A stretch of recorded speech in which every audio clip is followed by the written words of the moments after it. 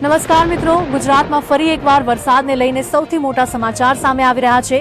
હવામાન વિભાગ દ્વારા જાહેર કરવામાં આવેલા તાજા બુલેટિન, સેટેલાઇટ ઇમેજ અને વિવિધ હવામાન મોડલના વિશ્લેષણ મુજબ 10 જુલાઈ અને 11 જુલાઈ દરમિયાન સમગ્ર ગુજરાતમાં ચોમાસાની ગતિવિધિઓ વધુ સક્રિય રહેવાની સંભાવના વ્યક્ત કરવામાં આવી છે. ખાસ કરીને દક્ષિણ ગુજરાત, મધ્ય ગુજરાત, સૌરાષ્ટ્ર અને પૂર્વ પટ્ટાના અનેક વિસ્તારોમાં ભારેથી અતિભારે વરસાદ, ગાજવીજ અને તેજ પવનની શક્યતાને ધ્યાનમાં રાખીને લોકોને સાવચેત રહેવાની અપીલ કરવામાં આવી છે. છેલ્લા કેટલાક દિવસોથી રાજ્યમાં સતત વરસાદી માહોલ જોવા મળી રહ્યો છે અને હવે આગામી 2 દિવસ દરમિયાન કેટલીક જગ્યાએ વરસાદનું જોર વધુ વધી શકે છે, જેના કારણે નીચાણવાળા વિસ્તારોમાં પાણી ભરાવાની, નાના નદી નાળાઓમાં પાણીની આવક વધવાની તેમજ વાહન વ્યવહાર પર અસર થવાની શક્યતા પણ વ્યક્ત કરવામાં આવી રહી છે. જો આપણે હાલની હવામાન પરિસ્થિતિ પર નજર કરીએ તો અરબી સમુદ્ર તરફથી સતત મોટી માત્રામાં ભેજયુક્ત પવનો ગુજરાત તરફ આગળ વધી રહ્યા છે. બીજી તરફ મધ્ય ભારત ઉપર સક્રિય નીચા દબાણની અસર અને ચોમાસાની ટ્રફ ગુજરાતની આસપાસના વિસ્તારોમાંથી પસાર થઈ રહી હોવાથી સમગ્ર રાજ્યના વાતાવરણમાં ભેજનું પ્રમાણ ખૂબ વધી ગયું છે. સેટેલાઇટ ઇમેજમાં પણ ગુજરાતના દક્ષિણ, મધ્ય અને પૂર્વ ભાગ ઉપર સતત ઘન વાદળોનો વિકાસ જોવા મળી રહ્યો છે. હવામાન નિષ્ણાતોના જણાવ્યા મુજબ અરબી સમુદ્રમાંથી આવતો ભેજ અને ઉપરના વાતાવરણમાં સર્જાયેલી અનુકૂળ પરિસ્થિતિના કારણે આગામી કલાકોમાં અનેક વિસ્તારોમાં અચાનક ભારે વરસાદના ઝાપટા પડી શકે છે. કેટલીક જગ્યાએ ખૂબ ઓછા સમયમાં જ ભારે વરસાદ નોંધાઈ શકે છે, જેના કારણે સ્થાનિક સ્તરે પાણી ભરાવાની સ્થિતિ પણ સર્જાઈ શકે છે. હવામાન વિભાગના તાજા અનુમાન મુજબ 10 જુલાઈ અને 11 જુલાઈ દરમિયાન દક્ષિણ ગુજરાતના અનેક વિસ્તારોમાં વરસાદની તીવ્રતા સૌથી વધુ રહેવાની શક્યતા છે. તેની સાથે મધ્ય ગુજરાત, સૌરાષ્ટ્રના કેટલાક ભાગો અને પૂર્વ ગુજરાતના આદિવાસી પટ્ટામાં પણ ભારેથી અતિભારે વરસાદ નોંધાઈ શકે છે. આ દરમિયાન ગાજવીજ સાથે 40 થી 60 કિલોમીટર પ્રતિ કલાકની ઝડપે પવન ફૂંકાવાની શક્યતા પણ વ્યક્ત કરવામાં આવી છે, જેના કારણે ખુલ્લા મેદાનોમાં કામ કરતા લોકો, ખેડૂતો, માછીમારો તેમજ લાંબી મુસાફરી પર નીકળતા લોકોએ ખાસ સાવચેતી રાખવાની જરૂર છે. દરિયાકાંઠાના વિસ્તારોમાં પણ દરિયો ઉછળતો રહેવાની શક્યતા હોવાથી માછીમારોને સમુદ્રમાં ન જવાની સલાહ આપવામાં આવી રહી છે. છેલ્લા 24 કલાક દરમિયાન રાજ્યના અનેક વિસ્તારોમાં સારો વરસાદ નોંધાયો છે. કેટલાક શહેરોમાં રસ્તાઓ પર પાણી ભરાવાની સ્થિતિ સર્જાઈ હતી, જ્યારે ગ્રામ્ય વિસ્તારોમાં નાના ચેકડેમ, તળાવો અને નદી નાળાઓમાં પાણીની આવક વધી છે.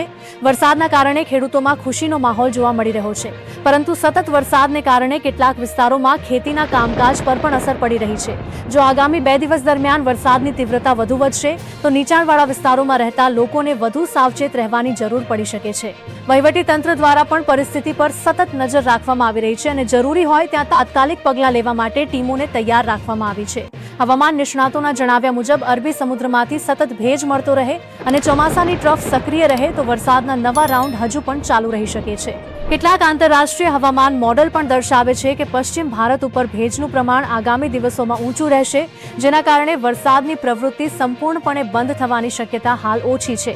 જો કે દરેક જિલ્લામાં સમાન વરસાદ પડે એવું જરૂરી નથી. કેટલાક વિસ્તારોમાં ખૂબ ભારે વરસાદ જોવા મળી શકે છે, જ્યારે કેટલાક વિસ્તારોમાં માત્ર હળવાથી મધ્યમ વરસાદ અથવા છૂટાછવાયા ઝાપટા પણ પડી શકે છે. મિત્રો, હવે સૌથી મહત્વની વાત એ છે કે 10 અને 11 જુલાઈ રાજ્ય માટે ખૂબ જ મહત્વના દિવસો સાબિત થઈ શકે છે. જો હાલની સિસ્ટમ વધુ મજબૂત બનશે તો અનેક જિલ્લાઓમાં વરસાદનું પ્રમાણ વધી શકે છે અને હવામાન વિભાગ દ્વારા જાહેર કરવામાં આવેલા એલર્ટમાં પણ ફેરફાર થઈ શકે છે. તેથી આગામી કલાકો દરમિયાન બહાર નીકળતા પહેલા સ્થાનિક હવામાનની માહિતી જરૂર તપાસો અને વહીવટી તંત્રની સૂચનાઓનું પાલન કરો. આગામી ભાગમાં આપણે જાણીશું કે કયા જિલ્લાઓ માટે સૌથી મોટું એલર્ટ જાહેર કરવામાં આવ્યું છે, ક્યાં ભારેથી અતિભારે વરસાદની સૌથી વધુ શક્યતા છે, તેમજ આગામી 3 થી 5 દિવસ સુધી ગુજરાતના હવામાનમાં કેવા મોટા ફેરફારો જોવા મળી શકે છે. વિડીયો અંત સુધી જરૂર જોતા રહો. મિત્રો, હવે વાત કરીએ સૌથી મહત્વના મુદ્દાની, એટલે કે આગામી કલાકોમાં કયા વિસ્તારોમાં વરસાદનું જોર સૌથી વધુ રહેવાની શક્યતા છે.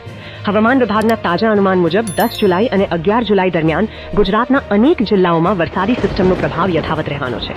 ખાસ કરીને દક્ષિણ ગુજરાત, પૂર્વ ગુજરાત અને સૌરાષ્ટ્રના કેટલાક વિસ્તારોમાં ભારેથી અતિભારે વરસાદની સંભાવના વ્યક્ત કરવામાં આવી છે. હવામાન વિભાગે જણાવ્યું છે કે અરબી સમુદ્રમાંથી સતત ભેજયુક્ત પવનો ગુજરાત તરફ આવી રહ્યા હોવાથી દિવસ દરમિયાન વાદળોની ઘનતા વધશે અને બપોર બાદથી લઈને રાત્રિના સમયગાળા દરમિયાન ઘણી જગ્યાએ વરસાદનું જોર અચાનક વધી શકે છે, જેના કારણે કેટલાક શહેરોમાં ટૂંકા સમય માટે પાણી ભરાવાની સ્થિતિ પણ સર્જાઈ શકે છે. જો હવામાનની સિસ્ટમને સરળ ભાષામાં સમજીએ તો હાલમાં ચોમાસાની ટ્રફ પશ્ચિમ ભારત તરફ સક્રિય છે અને તેના કારણે અરબી સમુદ્રમાંથી સતત ભેજ મળી રહ્યો છે. આ ભેજ જ્યારે ઉપરના વાતાવરણમાં રહેલી અનુકૂળ પરિસ્થિતિ સાથે જોડાય છે ત્યારે મોટા વરસાદી વાદળો ખૂબ ઝડપથી વિકસે છે. પરિણામે કેટલાક વિસ્તારોમાં 1 થી 2 કલાકમાં જ ભારે વરસાદ પડી શકે છે, જ્યારે નજીકના અન્ય વિસ્તારોમાં સામાન્ય વરસાદ જોવા મળી શકે છે. એટલે જ હવામાન નિષ્ણાતો વારંવાર કહી રહ્યા છે કે વરસાદનું વિતરણ અસમાન રહેશે, પરંતુ જ્યાં ભારે વરસાદ પડશે ત્યાં તેની અસર નોંધપાત્ર હોઈ શકે છે. ખેડૂતો માટે પણ આ વરસાદ ખૂબ મહત્વનો માનવામાં આવી રહ્યો છે. સતત સારો વરસાદ થવાને કારણે ખરીફ પાક માટે જમીનમાં ભેજનું પ્રમાણ વધશે અને વાવેતર માટે અનુકૂળ પરિસ્થિતિ રહેશે. જો કે જ્યાં સતત ભારે વરસાદ પડશે ત્યાં ખેતરોમાં પાણી ભરાવાની શક્યતા પણ રહેશે. તેથી કૃષિ વિભાગ દ્વારા ખેડૂતોને ખેતરમાં પાણીના નિકાલની યોગ્ય વ્યવસ્થા રાખવા અને વીજળી સાથે વરસાદ દરમિયાન ખુલ્લા ખેતરોમાં અનાવશ્યક રોકાવાનું ટાળવા સલાહ આપવામાં આવી રહી છે. બીજી તરફ નદી નાળા, ચેકડેમ અને જળાશયોમાં પણ પાણીની આવક સતત વધી રહી હોવાથી નીચાણવાળા વિસ્તારોમાં રહેતા લોકોએ સાવચેતી રાખવી જરૂરી છે. દરિયાકાંઠાના વિસ્તારો માટે પણ આગામી 2 દિવસ મહત્વપૂર્ણ માનવામાં આવી રહ્યા છે.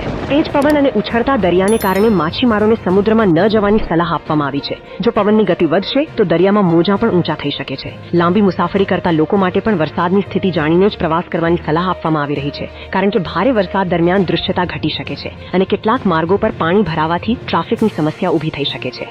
હવામાન નિષ્ણાતોનું કહેવું છે કે હાલની સિસ્ટમ નબળી પડ્યા પછી પણ ચોમાસું સંપૂર્ણપણે શાંત થવાની શક્યતા ઓછી છે. આગામી દિવસોમાં બંગાળની ખાડી તરફ નવી વરસાદી પ્રવૃત્તિ વિકસે છે કે નહીં તેના પર પણ આગામી સપ્તાહના વરસાદનો આધાર રહેશે. જો નવી સિસ્ટમ વધુ સક્રિય બનશે તો ગુજરાતમાં ફરી એક વખત વરસાદનું પ્રમાણ વધી શકે છે. તેથી આગામી દિવસોમાં હવામાન વિભાગના નવા બુલેટિન પર સતત નજર રાખવી ખૂબ જ જરૂરી રહેશે. તો મિત્રો, હાલમાં એટલું જ. જો તમે પણ ગુજરાતના હવામાન, વરસાદની સચોટ આગાહી, સરકારી યોજનાઓ અને રોજિંદા મહત્વના સમાચાર સૌથી પહેલા જાણવા માંગતા હો તો અમારી ચેનલને અત્યારે જ સબસ્ક્રાઇબ કરો અને બાજુમાં આપેલા બેલ આઇકનને પણ દબાવી દો, જેથી દરેક નવી અપડેટ તમને સૌથી પહેલા મળી રહે.